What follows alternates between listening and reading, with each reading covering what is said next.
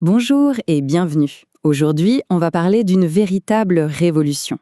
Celle qui permet de créer des logiciels, des applications, sans même savoir écrire une seule ligne de code. C'est vraiment une nouvelle réalité qui s'ouvre à tous ceux qui ont des idées. Pensez-y.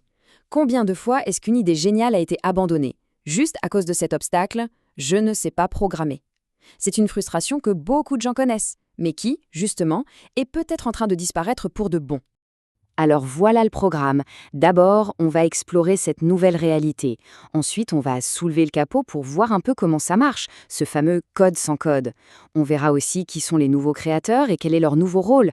Et enfin, on jettera un œil lucide sur les limites actuelles et bien sûr sur l'avenir de tout ça.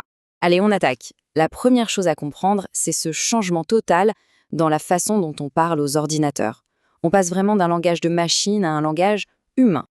Regardez la différence, elle est énorme. Avant, il fallait maîtriser des langages de programmation super complexes, avec une syntaxe hyper rigide. Aujourd'hui, il suffit de décrire ce qu'on veut avec nos propres mots. Le plus important, ce n'est plus de savoir comment le dire à la machine, mais simplement de savoir ce qu'on veut lui faire faire. Et comment ça fonctionne, cette espèce de magie? En fait, c'est l'intelligence artificielle qui joue le rôle de traducteur universel.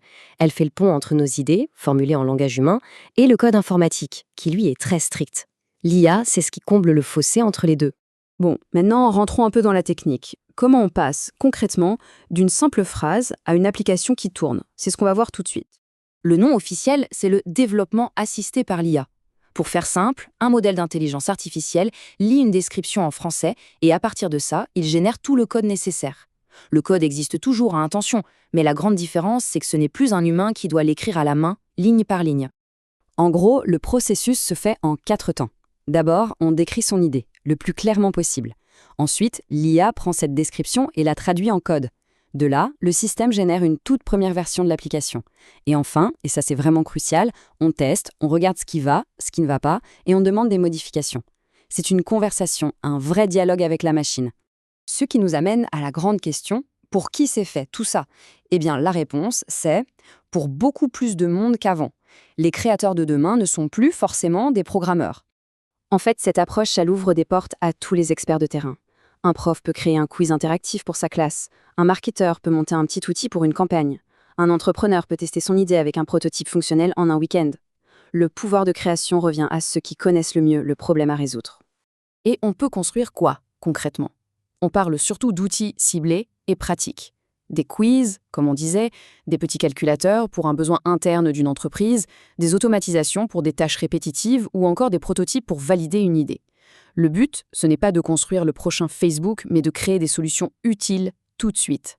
Et tout ça, ça change complètement le rôle de la personne qui crée. On n'est plus un simple constructeur, on devient plutôt un chef d'orchestre. C'est l'humain qui a la vision et c'est l'IA qui exécute la musique. Cette image est parfaite. On devient le chef d'orchestre du processus. On donne la direction, on indique le rythme et l'IA joue la partition. La vision, l'intention, ça reste profondément humain. Alors attention, parce que ça, c'est vraiment le point clé. Si la compétence en code n'est plus nécessaire, il y en a une autre qui devient absolument essentielle.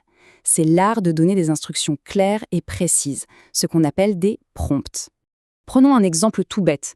Si on dit juste « fais-moi un site de recettes », le résultat sera générique et probablement pas terrible. Par contre, si on dit « crée une appli web avec 3 sections, petit déjeuner, déjeuner, dîner », les gens doivent pouvoir chercher par ingrédients et sauvegarder leurs recettes préférées. Là, on guide l'IA vers quelque chose de précis et d'utile. La précision, c'est vraiment ça, la nouvelle clé. Pour finir, soyons honnêtes et regardons les choses en face. C'est important de connaître les limites actuelles de cette technologie, mais aussi d'imaginer tout son potentiel. Oui, il faut rester réaliste.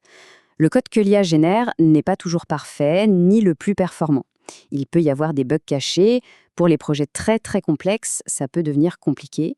Et bien sûr, on dépend de la plateforme qu'on utilise. Bref, il faut garder un esprit critique et bien tester ce qui est proposé. Mais au-delà de la technique, la plus grande transformation, elle est dans la tête. C'est de passer de la mentalité « je ne sais pas programmer » à la mentalité « je peux créer des solutions ». C'est un changement de posture qui est radical. En fait, on ne se concentre plus sur les barrières techniques, mais sur ce qui compte vraiment, résoudre des problèmes. La technologie n'est plus un mur, elle devient un outil, un accélérateur qui permet aux experts d'un domaine de construire eux-mêmes ce dont ils ont besoin. Et on termine là-dessus avec cette question qui est un peu une invitation. Quelles sont toutes ces idées qui jusqu'à maintenant semblaient impossibles à réaliser, faute de moyens techniques, et qui vont enfin pouvoir voir le jour? L'avenir de la création est vraiment plus ouvert que jamais.